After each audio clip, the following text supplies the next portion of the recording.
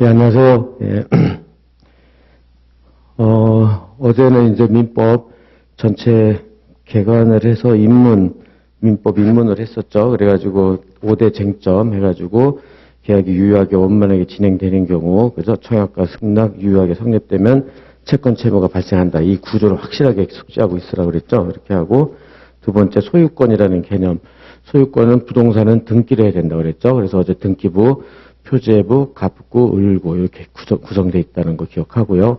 그다음에 계약이 무효 취소가 되는 경우, 그죠? 그렇게 해가지고 당사자 파트에서는 권리 능력, 죽은 사람, 그다음에 의사 능력, 정신병자, 행위 능력, 미성년자 그 정도만 예라도 암기하고 있어야 되고, 그다음에 목적은 확정되고 가능하고 적법하고 사회적 타당성이 있어야 되고, 그죠? 그다음에 의사 표시는 비진의 의사 표시, 통정어의 표시, 착오, 사기, 강박, 그죠? 그런 것들 어저께 좀 숙지했죠? 연습했고, 그 다음에 채무 불이행이라는 거, 그죠? 계약이 유효하게 성립되면 채무가 생기는데 그걸 불이행하는 거. 네 가지가 있다고 그랬죠?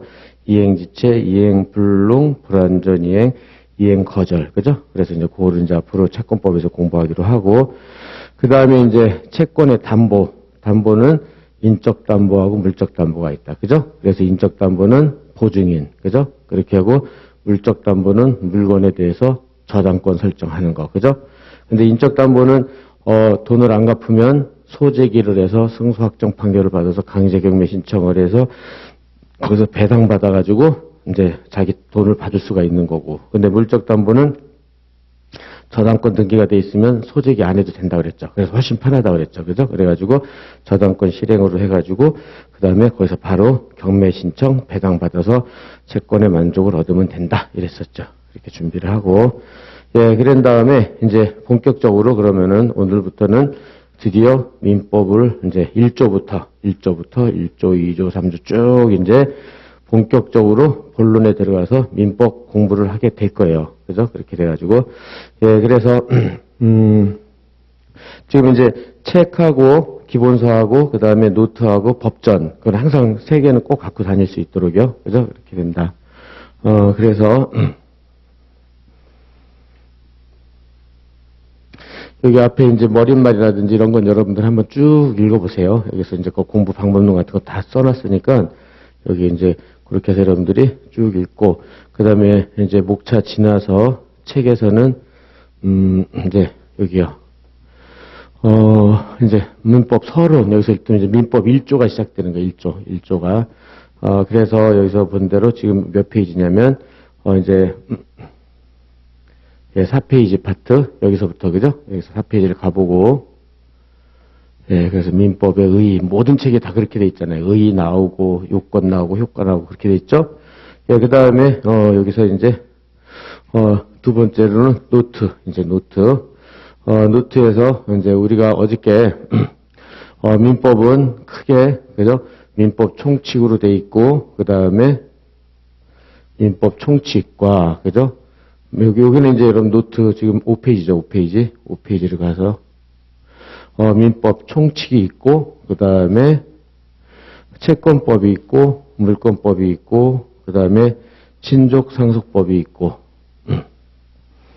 친족상속법. 그래서 여러분들은 마지막 날 이제 집행법 같은 것도 하게 될 거예요. 추심명령, 전보명령. 왜냐면 변호사 시험에서 이런 것도 많이 나오거든요. 그러니까 여러분들이 여기까지 하면은 이제 완비가 되는 거예요. 그죠? 그래서 이거는 이제 구조는 나중에 한번 다시 설명하기로 하고, 그렇게 5가지로 돼 있다고 그랬죠. 민총, 채권, 물권, 친족, 상속, 하나 더 하면 집행법이에요. 집행. 어저께 말한 강제 집행하는 거. 그죠? 그런 거를 구성이 돼 있다. 이렇게 생각을 하시고. 네, 그래서 이제 다음 페이지를 가보세요. 여기 민총. 그래서 이제 지금부터 여기를 하는데, 이게 민법 총칙이 이렇게 구성이 돼 있어요. 민법 총칙이. 그래서 이제, 근데 우리가 일단은, 이렇게 해서 잘라보면, 어저께 민법에서 가장 중요한 부분은 이미 했어요. 간단하게라도. 어저께 말한 대로 당사자 파트, 그죠? 당사자 파트에서, 무효가 되는 사유로서 권리 능력이 없다. 죽은 사람이라고 그랬죠. 의사 능력이 없다. 그러면은 정신병자라고 그랬죠. 그럼 무효라고 그랬잖아요. 그죠? 무효. 무효는 처음부터 법률행위 했을 때부터 무효 효력이 없다고 그랬죠. 그죠? 그 다음에 행위 능력. 행위 능력 미성년자 없으면 요 무효가 아니라 여기 좀 수정합시다.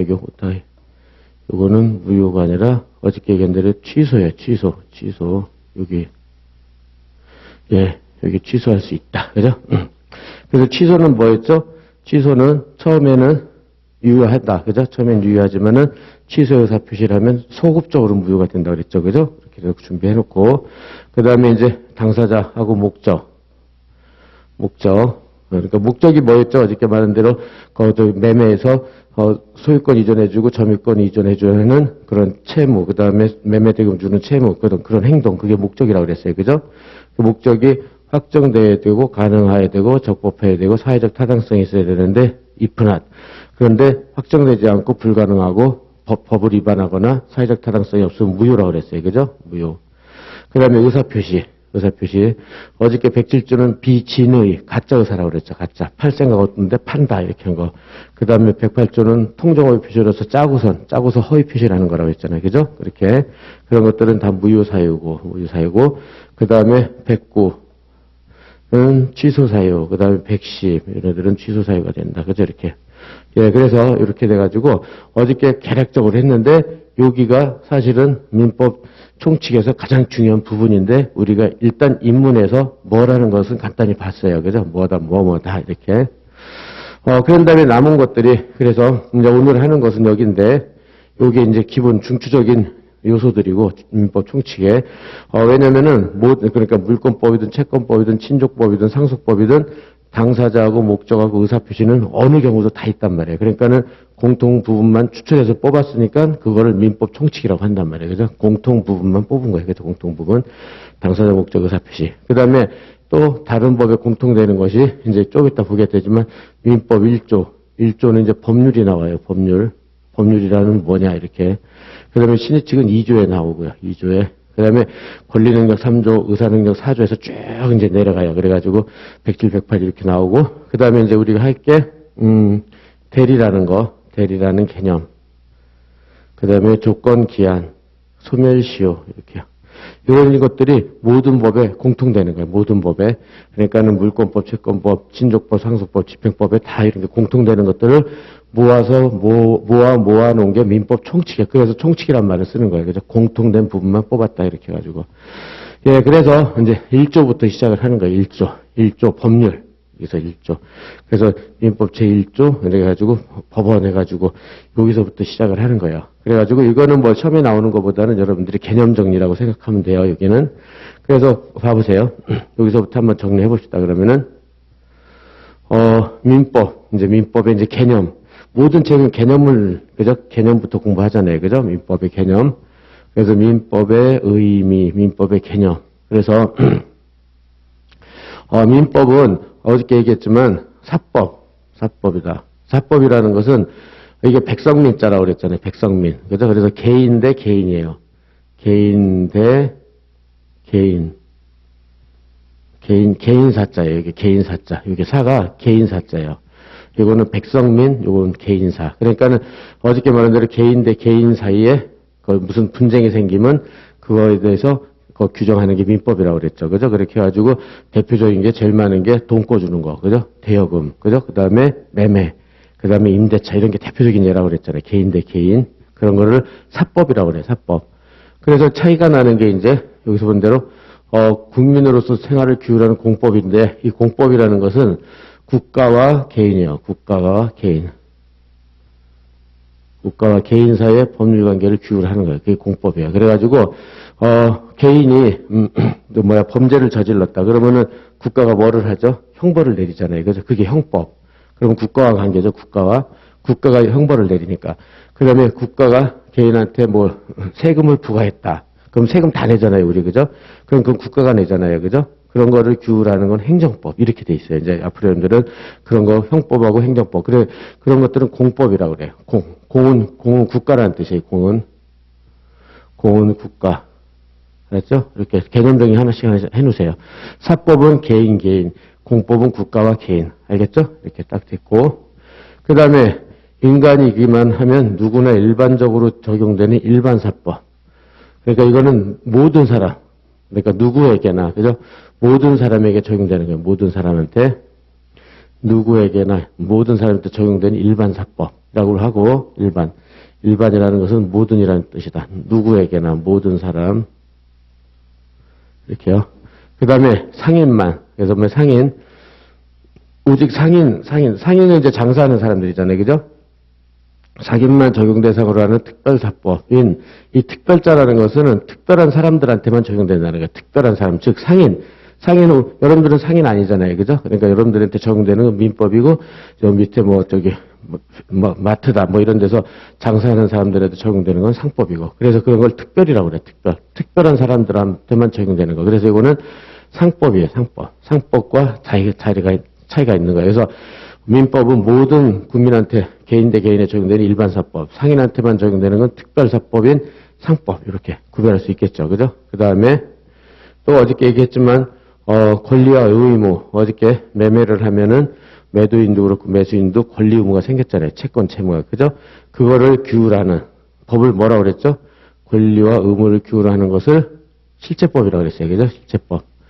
실제법이라고 그랬고, 그래서 실제법. 이게, 그죠? 그렇게 됐다. 그렇지만 어저께 민소법은 뭐라고 그랬냐면은 일정한 절차를 규율하는 절차법과 다르다. 그죠? 일정한 절차법. 절차법은 어저께 소장 제출 시부터, 그죠? 맨 저기까지, 그죠? 이렇게, 판결을 내리는 것까지 쭉 규정해 놨잖아요. 그죠? 그래서 그런 절차법과 다르다는 거, 이렇게 해서 다 구별할 수 있겠죠. 어느 정도. 그래서, 따라서, 요거를 합치면은 민법이 되는 거예요. 사법, 일반사법, 실체법. 그러니까 일반사법인 실체법. 이렇게 하면은 민법이 되는 거예요. 민법. 알았죠? 그렇게 돼가지고, 그래서 맨 처음에, 그래서 이제 이거를 실질적 의미의 민법이라고 한다. 실질적 의미의 민법. 그럼 실질적 의미의 민법은 개념적으로 이런 요소만 있으면 민법이 되는 거예요. 그죠? 그래서 사법 받고 일반사법이죠. 일반사법으로서 실체법. 그럼 일반이라는 거는 모든 사람한테 적용되는, 모든 개인, 그죠? 모든 개인한테 적용되는 권리와 의무를 규율하는 법. 그죠? 그러면 실체법이죠. 그죠? 그래서 여기에서는 우리가 말하는 여러분들이 어저께 나눠드린 이거 민법전이요. 그죠? 민법전. 예, 민법전도 있고, 그렇게, 요 민법전. 그죠? 민법전. 그래서 민법전은 형식적으로 딱 법률로 갖춰져 있잖아요. 그래서 이런 거를 형식적 의미의 민법이라고 그래요. 민법전 하나만 보면은 형식적 의미의 민법은 민법전이에요. 그렇죠? 현행 민법전을 말한다. 그죠? 이렇게. 근데 이제 실질적 의미는 형식이 중요한 게 아니라 실질적으로 이런 개념 요소만 있으면 민법이라는 거예요. 이런 개념 요소만 있으면. 그래서 꼭 민법전뿐만 아니라, 민법의 부속법령, 민법에 따라다니는 부속법령, 이건 여러분들이 잘 몰라도 되고, 그 다음에 민사특별법. 그러니까, 여기, 일반사법으로 실체법인데, 특별히 규정된 게 있어요. 그러니까 여러분들 앞으로 공부하게 될 이런 것들. 부동산 실명법, 그 다음에 주택임대차법, 주임법, 가담법, 이런 것들은 민법 전에, 여기요. 민법 전 여기 있는 게 아니라 다른 법에 다 들어가 있어요. 다른 법에. 그렇죠? 그렇지만 이런 것들은 다 일반사법으로서 실제법이 개념 요소를 갖고 있기 때문에 얘네들은 실질적 의미의 민법이라고 하는 거야. 그렇죠? 그 정도로. 개념을 잡을 수 있겠죠? 그래서 민법은 일반사법으로 실제법이다. 그거를 실적 의미 민법이라고 한다. 그래서 그거는 민법전뿐만 아니라 민사특별법에도 있다. 그죠? 그러니까 민법전뿐만 아니라 특별법에도 있다. 이렇게요. 그 다음에 형식적 의미는 오직 아까 말한 민법전만 말하는 거고. 그죠? 이렇게. 개념 잡을 수 있겠죠? 이렇게 준비하고. 그래서 이렇게 민법에 의의를 했고요. 이제 민법의 법원. 민법의 법원의 의의. 그래서 민법에. 그러니까 이 법원이라는 말을 쓴단 말이에요. 법의 원리, 법. 그래서 이거는 뭐 한문이니까 법을 모르는 사람은 없을 것이고, 그래서 여러분들은 뭐냐면 그냥 법이 어떻게 존재하느냐 이거예요. 법의 존재 형식 요것만. 법이 어떻게 존재하느냐. 그거 하나만 기억해 두세요. 법이 어떻게 존재하느냐. 그래서 여러분들이 민법 1조. 그래서 지금 될 수 있으면 이 교과서에 이렇게 조문을 넣어놨어요. 그런데 여러분들은 좀 뒤에 지금 조문 것도 찾을 때는 이 법전에서 좀 찾아보고 할 테니까는 지금 보지 말고 이렇게 1조 돼 있으면 여기에 1조에 다 있으니까 그죠? 그러니까는 필요할 때는 몇 조를 봅시다 이렇게 할 때니까는 항상 갖고 다니고 이렇게 책에 웬만하면 다 이렇게 법조문을 넣어놨으니까 요걸로 연습을 하는 때는 요걸로 연습하면 되는 거야 책 가지고 그죠? 그래서 본다. 그래서 이제 문제 1조 드디어 이제 민법에 들어가는 거예요. 본 진도로 1조. 그래서 민법 1조 써 있고 그다음에 법원이라는 것은 그 조문의 제목이 항상 써 있어요. 모든 법에는 이렇게 제목이 써 있어요. 이렇게 1조 법원. 그죠? 그래서 민사에 관해서는 민사는 개인 대 개인이죠. 개인 대 개인 사건, 민사 개인 대 개인 사건에 대해서는 법률에 규정이 없으면 즉 법률에 의한다는 게 첫째 법률에 의하고 그다음에 규정이 없으면 관습법에 의하고 관습법이 없으면 조리에 의한다. 이렇게 가지고 결국은 여기서 민법 1조에서는 민법 법원으로 인정되는 범위와 그 적용 순서, 그죠? 적용 순서를 정하고 있다. 특히 적용 순서. 그러니까 맨 처음에 법률이 맨 처음에 적용되고 그게 없으면 관습법에 의하고 그게 없으면 조리에 의한다는 뜻이에요. 그렇죠? 그래서 이제 여기서 하나씩 이제 정리를 하는 거예요. 법률은 뭐고, 관습법은 뭐고, 조리는 뭐고, 변호사 시험에서는 어떤 게 나오고, 이제 그런 식으로 준비를 하게 돼 있어요. 그죠? 이렇게.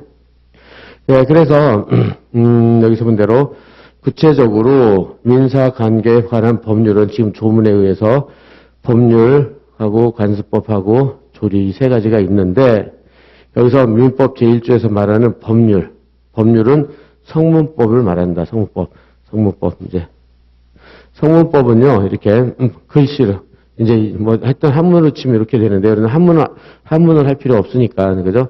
그러니까는 이룰성자를 쓰고 그다음에 이렇게 그다음에 이건 쓰지 마세요 여러분들은 저기 문장할 때 그죠? 글 문자 쓰고 성문법 이런단 말이에요. 그죠? 따라서 글씨로 써 있는 법을 말해요. 글씨로 써 있는 법. 그래가지고 이게 법률, 뭐, 개념 외우라는 게 아니라 여러분들 이해만 하면 돼요. 그래서 여러분들은, 고등학교 때 같을 때 우리나라 통치구조 하면은 입법부, 사법부, 행정부 이렇게, 이건 알죠. 그죠? 그래서 입법부는 국회고, 그죠? 사법부는 대법원이고, 그 다음에 행정부는 대통령을 수반으로 하는 그 기관들, 그죠? 이렇게 돼 있죠. 그래서 이 법률은, 그래서 거기에서 만든 법률이에요. 그래서 이건 글로, 그러니까 성문법이라는 것은 글로, 써 있는 법이에요. 써 있는 법이 법률이에요. 글로. 이렇게. 지금, 그죠? 그래서, 그러면은 이거는 어디서 하냐? 먼저 입법부, 국회에서 제정한 법률, 입법부. 그 다음에 대통령, 긴급명령. 대통령이 만든 법은 명령이라고 그래요. 이건 이제 행정법 가서 많이 연습하게 돼요. 그렇죠? 그러니까는 입법부, 국회는 입법부죠? 국회에서 만든 법률. 이게 제일 많겠죠. 여기서 법을 만드는 게 국회니까. 그죠? 그 다음에 대통령이 만든 법률은 명령이라고 하는데 이거는 행정부. 그죠? 행정부에서 만들거나 그 다음에 다음 페이지에서 보면은 예, 그 다음에 대법원 규칙. 대법원은 사법부잖아요. 사법부. 그죠? 이런 식으로 그러니까 입법부나 행정부나 사법부에서 글로 만든 법률, 그거를 우리 민법 1조에서 말하는 법률이라고 그러고 다 글로 돼 있으니까 성문법이라고 하는 거예요. 성문법. 그랬죠? 그렇게 하고 또 헌법에 의해서 체결된 조약 같은 것도 그다음에 이거 조약도 글로 쓴 거니까 그다음에 국제법 같은 거 다 되는데 여기는 좀 뭐 빼돌 하더라도 무슨 말인지 알겠죠? 거기 민법 1조의 법률은 성문법, 글로 이루어진 법인데 입법부도 만들고 행정부인 대통령도 만들고 대법원인 사법부도 만든단 말이에요. 그죠? 그 모든 법을 말해요. 모든 법률. 하고 그다음에 이제 여기 민법 185조 물권법정주의 나오는데 이거는 이제 물권법 가서 할 거니까 하여튼 이 해당 파트에서 하기 어려운 거는 뒤에 가서 한다고 그랬어요. 그죠? 이렇게. 여기서 이거는 민법 185조 가서 한다. 이렇게 표시만 해놓을 거예요. 그렇죠? 여러분들도 표시만 해놓고 지금은 이거는 무슨 말인지 모르니까 여러분들이 할 수가 없잖아요. 그죠? 그러니까 철저하게 해당 파트만 설명을 할 거예요. 그리고 여긴 그때 가서 하면 되니까 185조 가서 그래서 비교해서 돌아와서 보고 그럴 거예요. 그죠? 그 다음에 이렇게 해서 지금 법률이다. 그러면 성문법, 글로 만든 법, 입법부, 사법부, 행정부에서 만든 법 이렇게만 기억하란 말이에요. 그죠? 그렇게 하고 관습법. 법률이었을 때는 관습법이 없으니까는 보충을 해야 될 거 아니에요. 법이 없으면 뭔가 이렇게 빈 공간이 있으면 보충을 해야 될 거 아니에요. 그죠? 그걸 보충하는 게 관습법이에요. 그래서 보충적으로 적용되고, 그 다음에 조리는 관습법마저 없을 때는 최후적으로 적용된다. 그래서, 관습, 습관, 관습이라는 말은 대충 알죠? 이렇게 관습, 습관적으로 행해지는 그런 법을 말하고, 조리는 이건 여러분들은 상식이라고 생각하면 돼요. 상식. 이거는 상식. 상식이라고 생각하면 된다. 이렇게. 최후적으로 적용된다. 그래서, 따라서 민법 1조는 이렇게 법률, 관습법, 조리순, 이렇게 됐죠? 이제 여기까지는 이해되죠? 그리고 이거는 상법이니까 또 마찬가지. 이거는 상법 가서 하면 돼요. 지금 항상, 나중에 이제 여러분들이 민법을 다 공부하고 돌아와서 보면은 이제 다 보충이 돼 있을 거예요. 그러니까는 지금 뒤에 나오는 부분이 막 다 끌어다가 설명을 한다고 그러잖아요. 그죠? 그러니까 그때 요 해당 부분만 하고 뒤에 있는 건 돌아와서 한 번씩 다 보충하면 나중에는 퍼즐 맞추듯이 이렇게 다 될 거예요. 지금은 이렇게 해서, 이렇게 있다. 그럼 여기만 공부했다. 그럼 가면 갈수록 여기 공부하고 이렇게 다 퍼즐이 맞춰질 거예요. 그래서 이제 여러분들은, 그날 한 것만 열심히 할 수 있도록 한 것만. 그랬죠? 그래서 이제, 민법 1조 개념 정리예요. 뭐 시험에 나오기 이런 건 아니고 개념 정리 할 수 있겠죠? 법률, 관습법, 조리. 그 다음에 따라서 법원의 존재, 법원이 어떻게 존재하냐면 법률로 존재하고 금방 했고 관습법, 이제 관습법을 구체적으로 이제 설명을 하는 거죠. 관습법이란 과연 무엇인가? 관습법이란 무엇인가?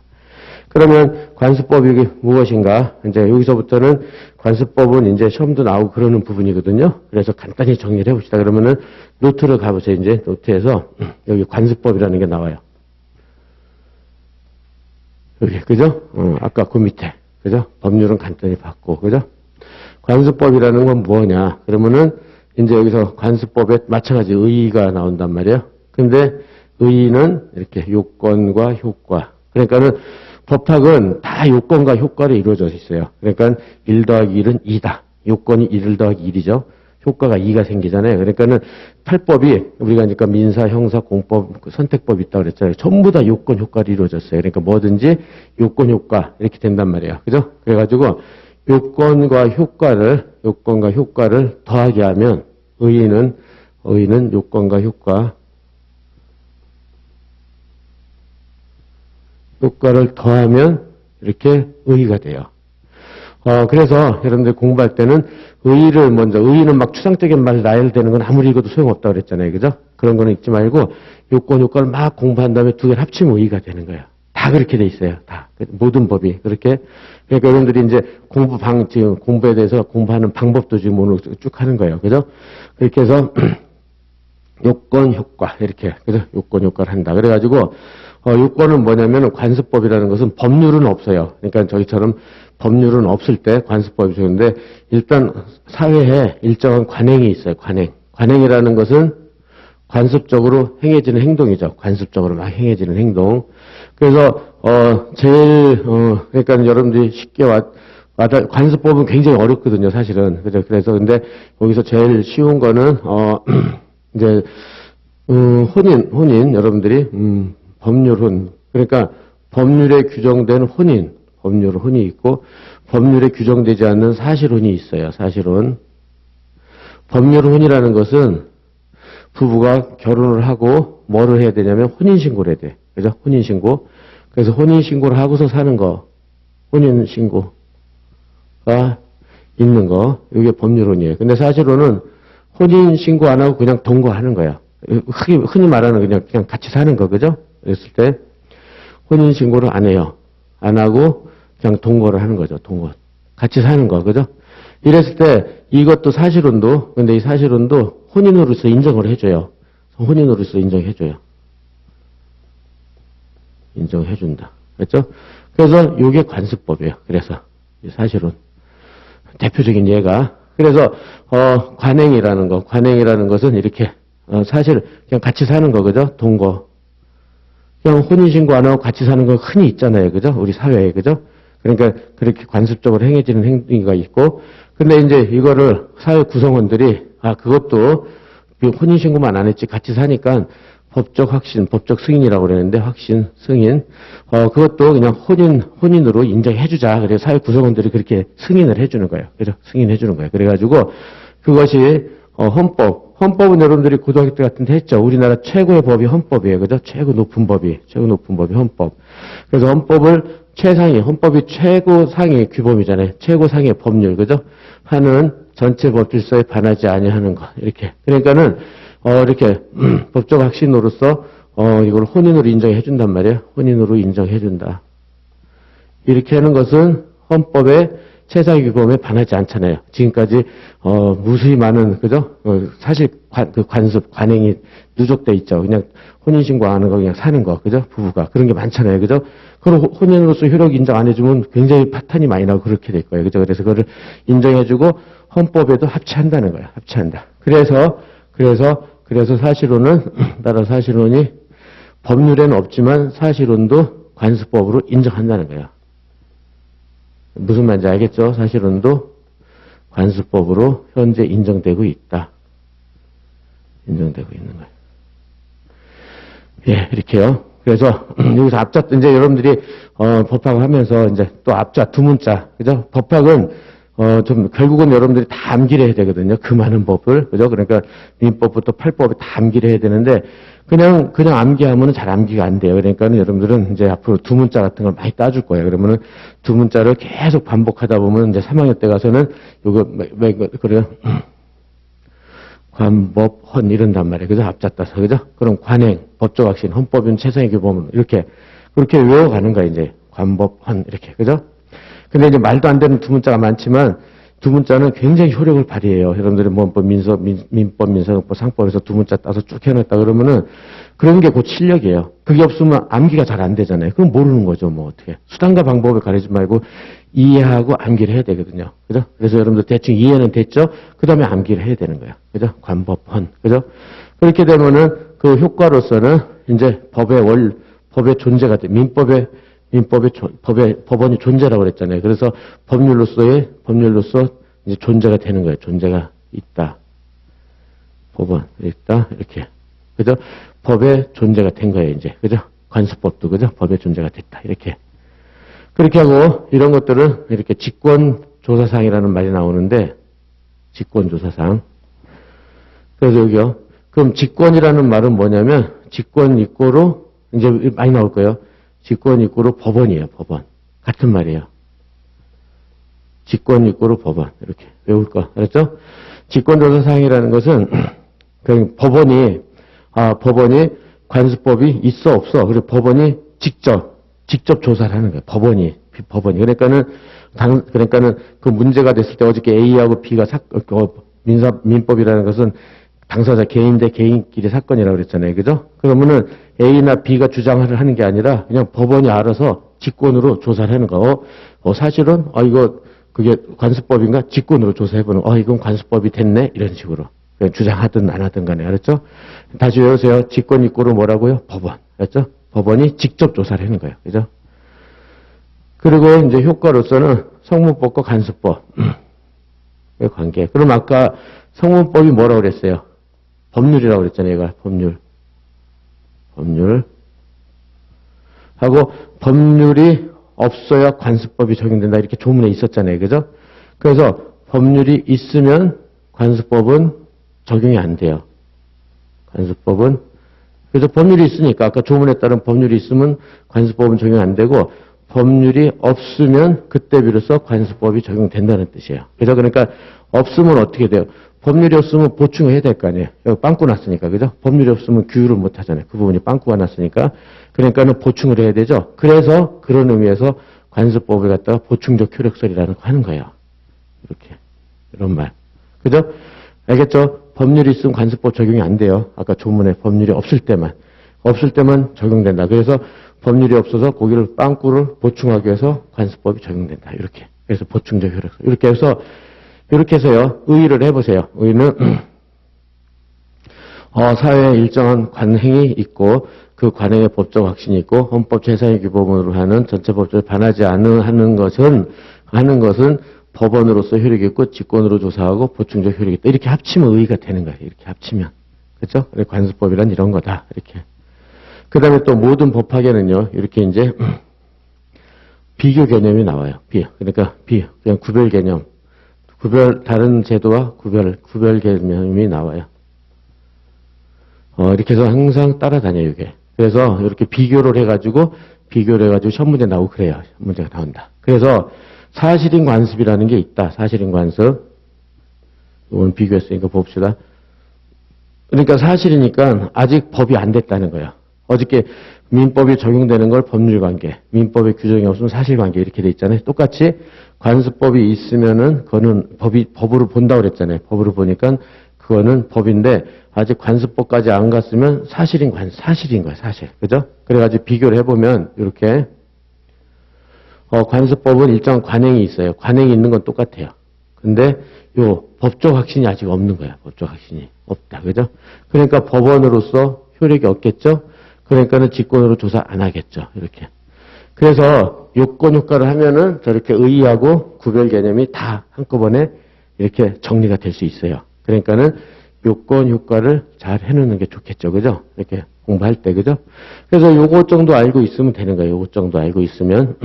그렇게 해서, 예, 그럼 책에서 가봅시다. 그러면, 여기서 이제 그런 관습법이란 해가지고 의의가 쭉 나오잖아요. 그죠? 의의가 쭉 나오는데, 요거를 먼저 하는 게 아니라, 이제 뭐부터 하냐면, 요건부터 하는 거예요. 요건부터.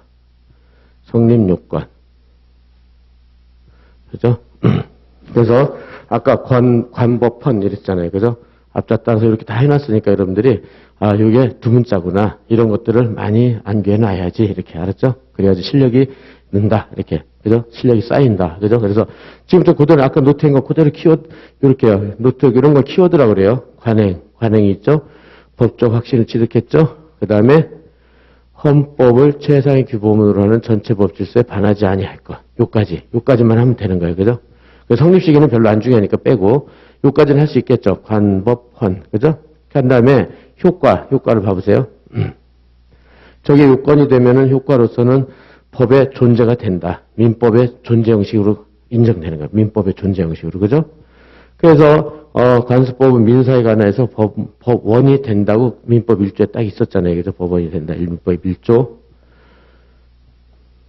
그리고 이제 이하는 나머지에서는, 민법명을 생략한다는 뜻이에요. 그러니까 그냥 제 1조만 이렇게 할 거예요. 알았죠? 그래서, 이제 앞으로 여러분들 공부할 것들 좀 이렇게 체크만 해주세요. 이제 판례에서 그러니까는 관습법은 결국 판례에 의해서 인정이 되거든요. 판례. 즉 법원이 인정을 해야 돼요. 법원이 관습법은 그죠? 그렇게 해가지고 여러분들이 앞으로 공부해야 될 것들이 쭉 나와요. 그냥 줄만 쳐놓으세요. 뭔 말인지 모르니까 분묘기지권, 관습법상 법정지상권, 명인방법, 그 다음에 명의신탁, 그 다음에 동산양도담보, 사실혼. 그래서 우리가 대표적인 예를 사실혼 가지고 했어요. 사실혼. 그죠? 그러니까 나머지는 그냥 줄만 쳐놓고 앞으로 공부할 것들이니까, 아, 이런 것들이 있네. 이 정도만. 알았죠? 그래서 우리가 지금 하나 한 거는 사실은 요 정도. 사실은 그냥 동거하고 사는 거. 이런 거는 이해할 수가 있잖아요. 그죠? 근데 나머지는 어려워서 지금 이해를 못 한단 말이에요. 다 그 해당 파트에 가서 가면 돼요. 그런데 이제 부정되는 것도 있다. 그래서 부정되는 거 외우라는 게 아니에요. 그러니까는 뭐 온천에 관한 권리, 뭐 관습법상 사도통행권, 뭐 관습법상 물권, 소유권에 준하는 관습법상 이런 건 인정 안 된다. 이렇게 줄만 쳐놓는 거예요. 지금은. 알았죠? 그리고 이건 뭐 좀 이해하려고 하지 말고 그냥 법의 존재 형식이 된다. 이 정도만 하면 되는 거예요. 그죠? 그리고 두 번째가 직권조사사항이다. 직권조사사항. 아까 노트에 나온 거 그대로 맞춰보는 거예요. 직권조사사항. 그죠? 그래서 법령과 같은 효력을 갖는 관습법은 법원 입고로 직권이라고 그랬잖아요. 그죠? 같은 말이라고 그랬죠? 법원 입고로 법원 곧 직권. 그죠? 법원이 직권으로 조사한단 말이에요. 그래서 그럼 관습법이 있나 없나? 법원이 알아서 찾아다니면서 조사를 하는 거예요. 그죠? 그게. 그래서 직권조사사항. 그래서 여기는 당사자라는 것은 항상 어저께 말한 원고 피고예요. 이렇게 A가 B한테 이렇게 둘이가 대립된다고 그랬잖아요. 돈을 안 갚으면 소재기 하는 사람이 원고고 돈 안 갚는 사람이 상대방이 피고라고 그랬잖아요. 당사자 하면은 원고 피고 생각하면 돼요. 원고와 피고. 그러니까는 이렇게 당사자들이 말을 하든 안 하든, 그죠? 원고 피고, 관습법이 있습니다. 없습니다. 말을 하든 안 하든 누가 찾아러 다닌다고요? 판사가 찾으러 다니는 거예요, 법원이. 그런 게 뭐라고요? 직권 조사 사항. 그죠? 뭐 그렇게 개념은 어렵지 않죠? 법원하고 원피고 그렇게. 그래서 그렇게 딱 준비해 놓고 그다음에 성무법에 대한 관습법의 효력. 아까 말했죠. 여기서는 막 이렇게 지금 뭐 이렇게 그래서 여기서 본 대로 관습법은 이렇게 성무법이 민법 1조에서 말하는 법률이었잖아요. 법률, 그죠? 법률은 성무법을 말한다 이랬으니까.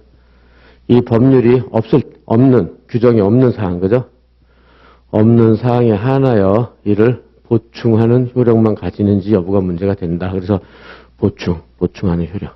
이게 답이에요. 그래서 이제 판례 입장이 나오는데 이제 여러분들이 많이 이제 오늘 처음이지만 판례 해가지고 이 판례 문구를 좀 외워야 되거든요. 판례 문구를.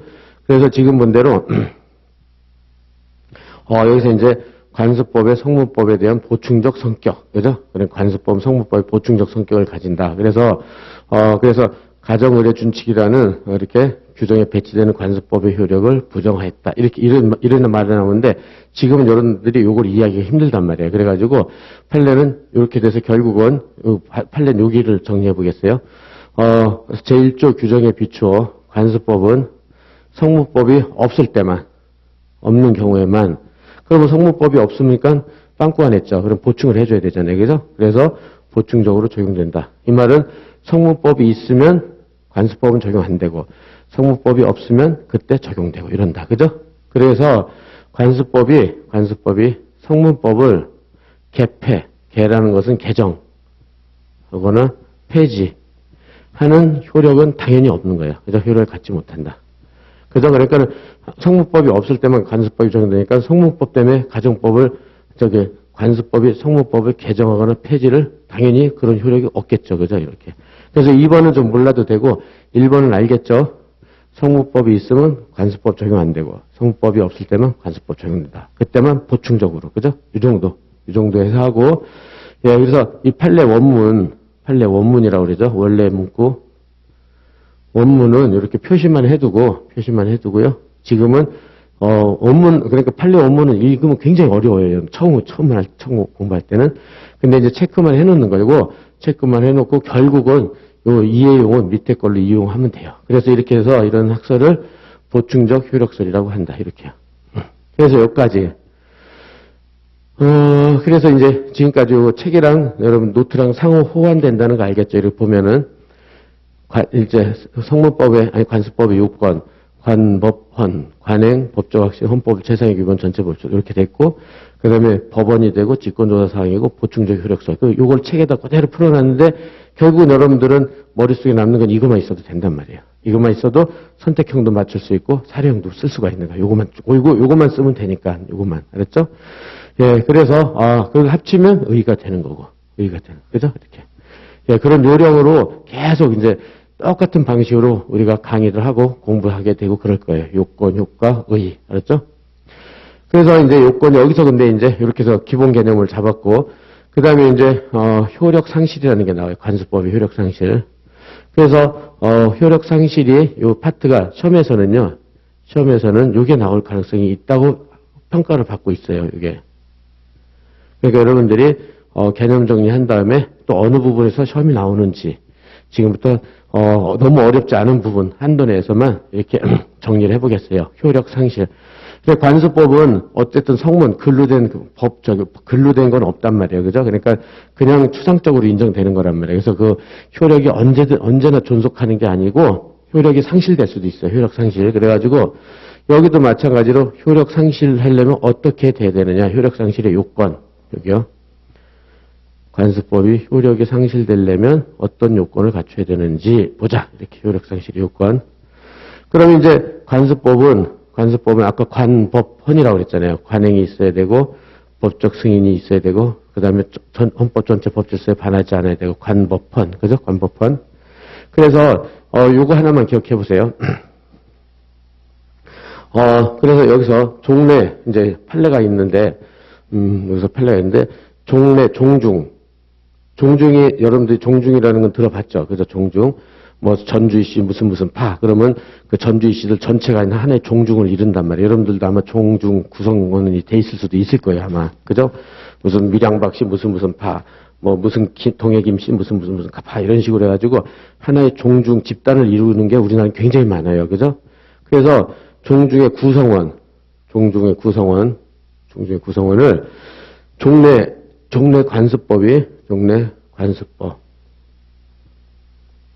관습법이 종중 구성원은 성년 남자만 된다고 그랬어요. 여자는 안 된다고 그랬어요. 여자는. 이렇게 이게 종래 관습법이었어요. 종래 관습법. 종중 구성원은 성년 남자만 되고 성년 여자는 안 된다. 이게 종래 관습법이었는데 이제 성년 남자만 되고 성년 여자는 안 된다는 이 법적 승인이나 법적 확신이 약화되거나 소멸이 된 거예요. 그래서 약화되고 소멸됐어요, 이게. 그래서 이제 헌법 중에 양성평등이 어떻게 반하게 돼버리는 거야. 이렇게, 이런 관습법은. 그죠? 그래서 지금은 양성평등이 굉장히 대원칙으로 자리 잡고 있잖아요. 헌법에 양성평등, 남자, 여자, 그죠? 이렇게. 따라서 종중 구성원이 남자만이라는 이런 관습법은 헌법 양성평등 원칙에 반해서 효력을 상실시켜버렸어요, 판례가. 그러니까 이것도 결국 판례가 상실시키는 거예요, 판례. 법원이, 판례가. 그래서 효력 상실. 이건 별게 아니죠.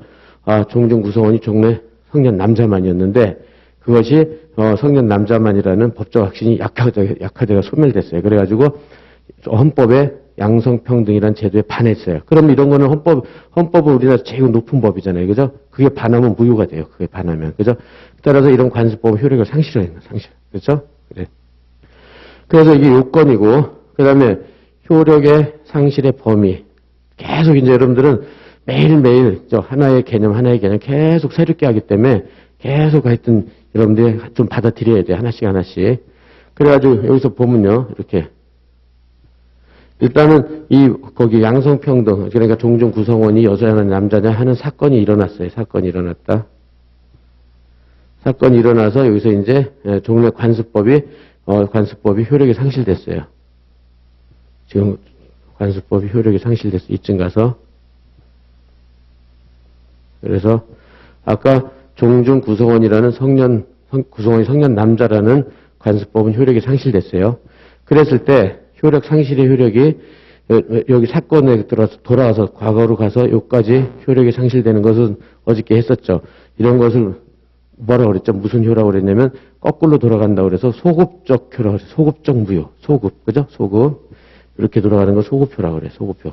거꾸로 여기까지 가서 소급적으로 상실한다는 거. 상실한다. 근데 여기서부터 과거로 돌아가는 게 아니라 여기서부터 이렇게 여기서부터 앞으로만 무효야. 앞으로만 무효. 이거를 장래적 무효라고 그래. 장래효. 장래적 무효. 그렇죠? 그래서 거꾸로 돌아가서 무효가 되는 것은 소급효. 그죠? 그 다음에 효력 상실된 시점부터 과거는 영향을 안 주고 앞으로. 그죠? 앞으로만 무효인 건 장래효. 이렇단 말이에요. 이렇게. 그래서 이런 거 정리할 수 있겠죠. 장래효, 소급효. 장래적 무효, 장래효. 과거로 들어가서 무효는 소급효. 이렇게. 그죠? 이렇게. 그래서 이렇게 효력 상실의 효력은 우리 판례에 따르면 원칙적으로 장래적으로만, 그죠? 앞으로만 효력이 상실된다는 거. 왜냐면 과거에는 그 영향을 안 준다는 거예요. 과거에는 영향을 안 주는데 그 사건이 일어난 거. 그죠? 그 해당 사건에서는 소급효다. 이렇게. 그래서 이거는 이해하려고 하지 말고 이렇게만 간단하게 원칙적으로 관습법이 효력 상실되면 앞으로 일어난 일에만 상실이 되고 과거 일에는 적용 안 되는데 그 문제된 사건만 과거로 들어가서 무효가 된다. 이렇게. 그래서 요거 체크하고 이건 나중에 이제 정리하면 돼. 이런 건 어려우니까 개념이. 그러면 종중 구성원이 성년 남자만이고 여자는 아니라는 관습법은 없어졌어요, 이제. 그죠? 그러면 종중 구성원이 누구냐? 그러면 종중 구성원이 누구인지 정해야 될 거 아니에요. 그죠? 그래가지고 그러면은 이제 조리에 의해서 보충이라는 게 나와요. 우리 종중 구성원은 법률이 없어요. X. 근데 관습법이 성년 남자로 했었는데 그 관습법도 어떻게 됐어요? 효력이 상실돼서 없어졌어요. 그럼 아까 뭐에 의해서 보충한다고 그랬어요? 법률, 관습법, 조리라고 그랬잖아요. 그죠? 그래서 조리. 이거 상식이라고 그랬어, 상식. 조리가 별게 아니에요. 너 조리 있게 말 잘한다 막 그러잖아요. 그런 거예요, 조리. 조리라는 것은, 좀 이렇게 타당한 생각, 무슨 상식 이런 거예요. 그죠? 그러면 우리가 대부분 국민들이 생각하기에 종중 구성원은 성년, 남자도 되고 여자도 되는 게 상식에 맞겠죠. 그죠? 그래서 조리에 합당하다 이렇게 하는 거예요. 그래서 따라서 종중 구성원은 성년, 남녀로 보는 것이 조리에 합당하다고 본 거예요. 판례가. 그렇죠? 성년, 남녀. 이게 이제 보충이 된 거예요. 이제. 그죠? 그래서 이제 지금 현재 종중 구성원은 성년, 남자, 여자 다 포함되어 있어요. 이제는. 요 사건 때문에. 그래서 이게 벌써 이름 보기에 뭐 시험 문제 같은 게 나올 수 있게끔 이렇게 좀 보이죠. 좀 중요해 보이잖아요. 그죠? 이렇게 됐다. 예, 그래서 이렇게 개념 정리를 해보고, 그래서 이제 봐보겠어요. 관습법의 효력 상실. 그러니까 사유. 그래서 사유는 이렇게 요건 여기다 써봅시다. 효력 상실의 요건. 이렇게. 그러면 아까 요건이 관법헌이었잖아요. 그죠? 관행, 법적 확신, 헌법. 이렇게 되는데 그걸 그대로 대입시켜 보는 거예요. 관습법으로서 승인된 관행이, 그죠? 관습법으로 승인된 관행, 법적 확신이 약화되거나 소멸된다. 관법. 그 다음에 중요한 건 요 양성평등이요. 양성평등 원칙에 반해요. 헌법을 최상의 기본으로 전체 법질서에 반한다. 관법헌이 됐죠. 관법헌. 그래서 그 중에서 헌법 중에 요거는 좀 암기하세요. 양성평등. 양성평등 모르는 사람이 누가 있겠어요. 그죠? 남자, 여자 평등하게 해야 된다. 그죠? 요거를 체크해낸다. 그래서 반하는 경우는 효력을 상실한다. 이렇게. 상실한다고 본다. 이렇게. 됐죠? 그 다음에 효력을 상실을 인정한 판례는 3개가 있어요. 이제 3개. 하나, 둘, 3개인데 이런 것들은 상속회복 이런 것들은 너무 어려우니까 지금은 그 뒤에 가서 하는 거고 우리가 한 것만 해보세요. 한 거 이거. 종중구성원. 종중구성원의 자격을 성년 남자로만 제한하는 종래 관습법은 그죠? 헌법의 양성평등 원칙에 반하여 법적 효력을 가질 수 없다. 그래서 효력을 상실시켜 버렸어요. 금방 설명했으니까 이제 할 수 있겠죠. 이거 하나만 하세요. 여러분들이 이해할 수 있는 것만 매일매일 이해할 수 있는 것만 가져가야 돼요. 알았죠? 이해 안 되는 거는 계속 질문을 하세요. 잘 모르겠다고. 알았죠? 그렇게 해서 이해될 때까지. 요까지는 이해되죠. 그죠? 그 다음에 관습법이 효력이 상실됐을 때 소급효가 인정되는지 관습법이 효력이 상실됐을 때 원칙적으로 소급효가 부정된다. 이 말은 소급효가 부정됐으니까 장래효라고 그래요. 장래적 무효가 되는데 장래효가 인정이 된다. 이렇게. 그랬죠? 무슨 말인지 알겠죠? 소급효가 부정되면 장래적으로 앞으로만 무효가 되는 거예요. 그죠? 다만 예외적으로 소급효를 인정한다. 근데 소급효 그 당해 사건에서만 소급효 인정. 이건 그리고 요 정도만 해주세요. 장래요 소급효. 이거는 이해하려고 하지 말고 여긴 좀 어려워요. 나중에 가면 돼요. 이해가 되니까 지금은 원칙 장래요 예외 소급효 이렇게만. 알았죠? 그렇게 됩니다. 그 다음에 조리에 의해서 보충 이렇게. 그러면 우리가 본 대로 종중 구성원에 대한 관습법은 법률이 없단 말이에요. 법률이 없으면 그 다음에 관습법인데 관습법의 효력이 상실됐으니까 조리에 의하죠. 그래서 1조에 의해서 그죠? 그래서 판례도 그대로 판례도 종중 구성원은 남녀 구별 없이 남녀 여기 들어갔죠. 성년이 되면 성년이 언제부터였죠? 19세 어저께 했지만 19세 되는 순간부터 구성원이 된다라고 보는 것이 조리에 합당하다. 조리 따라서 조리에 한 보충을 하고 있다. 그래서 조리에 보충. 이 정도로 할 수 있도록 해보세요. 그래서 요까지. 그리고 요거 아까 했지만 요 사실인 관습 관계인데 요거는 다시 뒤에서 나오니까 그래서 뒤에 가서 한다. 그러니까 이렇게 화살표 쳐놓은 건 나중에 한다고 생각을 하시면 돼요. 지금 하지 말고 알았죠? 지금은 철저하게 여러분들이 할 수 있는 것만 하라고 그랬어요. 이건 좀 어려워요 또 개념이. 그래서 이건 나중에 한다 이렇게. 예, 그렇게 해서 보고 예, 그래서 이제 관습법이 어느 정도 끝났어요. 관습법이 끝났고 이제 다음 페이지에서 보면 이제 이건 비교하지 말고 이제 여러분들이 이렇게 관련 판례 연구해가지고 이제 아까 본 대로 종중 구성원 자격을 성년 남자만으로 제한하는 종래 관습법 효력 상실되는지 이게 사례로 나온다는 거예요. 사례. 그리고 제가 쓴 사례집이 있는데 그 사례 1번이에요. 사례 1번. 그래서 이거는 이제 우리가 기본 정리할 때는 안 하는 거고 이런 거를 이제 중국 강의 가서 하는 거예요. 이런 거는 중국 강의 가서 사례를 풀어보고 막 그러는 거예요. 그러려면 여러분들은 빨리 기초 기본 실력이 쌓여야 돼요. 그죠? 그게 기초 기본 실력이 뭐냐? 결국은 요까지 읽은 것들이야. 여기, 요거. 요건, 효과, 효력상실, 요거. 이거를 처음이니까 뭐 무슨 말인지 이해는 되더라도 머릿속에 안 와닿잖아요. 그죠? 그런 것들을 몇 번 반복해서 기본 실력을 쌓는 거야. 그런 다음에 이런 사례를 푸는 거예요. 그죠? 이런 것들을. 이런 것들을 이제 앞으로 중국 강의 가서 사례를 연습하면 되겠구나. 이렇게. 그죠? 그래서 이게 시험에 나온다. 그러면 이제 이 순서대로 다 써가지고 이런 걸 가지고 이제 여러분들이 이제 본시험 가서 사례 시험도 보고 기록형도 보고 선택형도 보고 이러는 거란 말이에요. 그렇죠?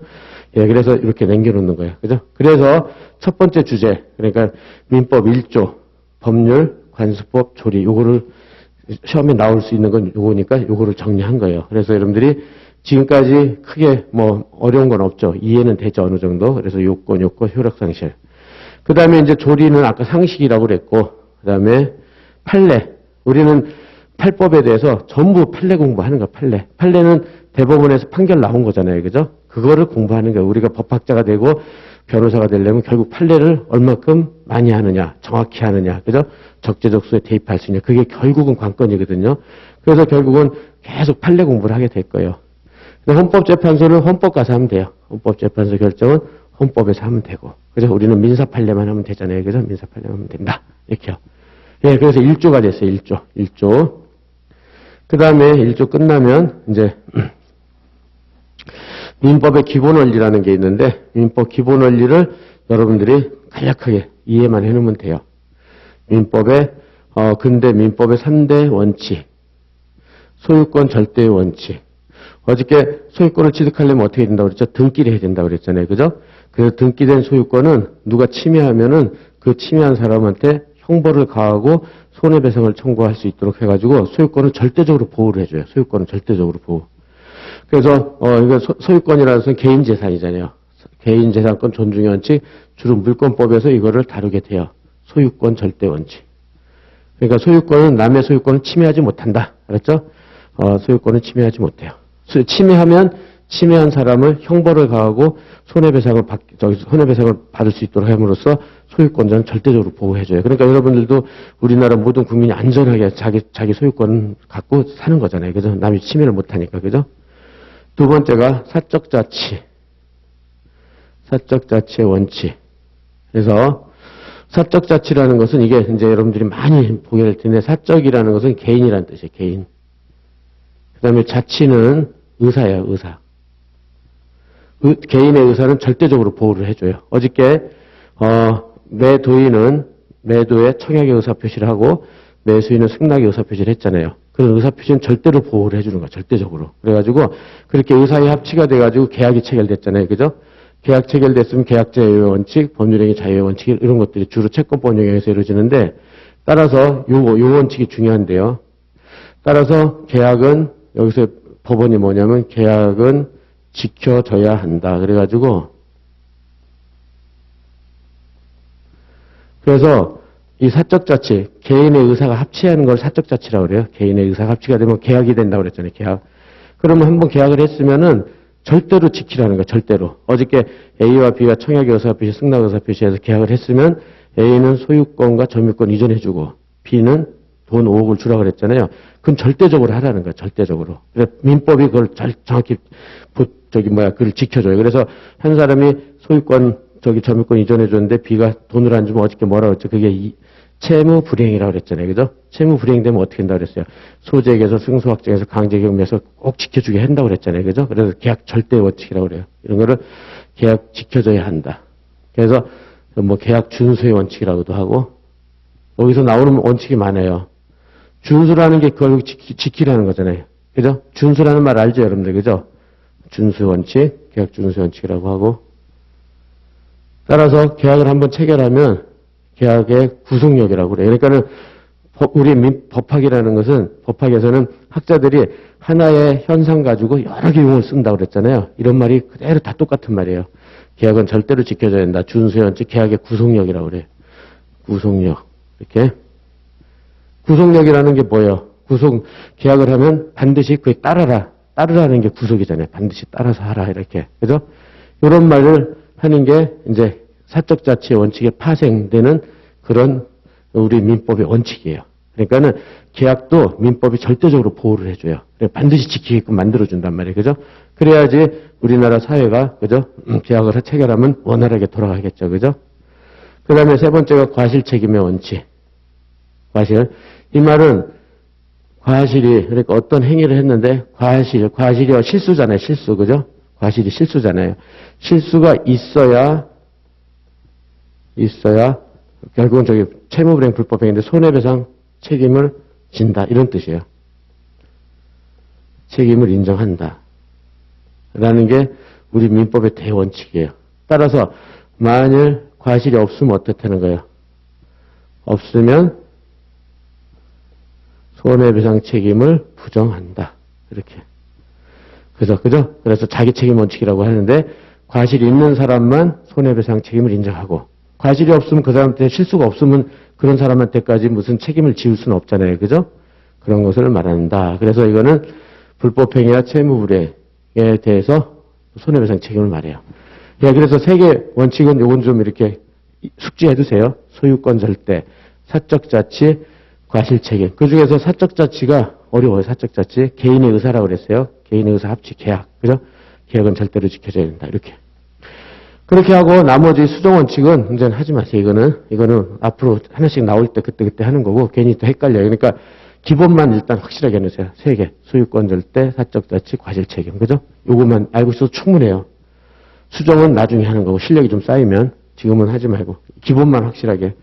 근데 이제 국가를 당사자의 계약의 사법으로 적용된다. 이 정도. 처음 보면은. 국가 적용 계약하면 지켜져야 되잖아요. 그러니까 적용되는 거예요. 그리고 적용해서 이겨내도 되고요. 그래서 일단 여기서 여러분들이 3대 원칙만 정확하게 해줘야 된다.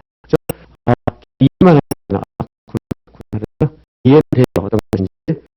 그래서 이제 다음 페이지로 넘어가서 이제 여기서부터 10분 쉬고 이제 진행을 해봅시다.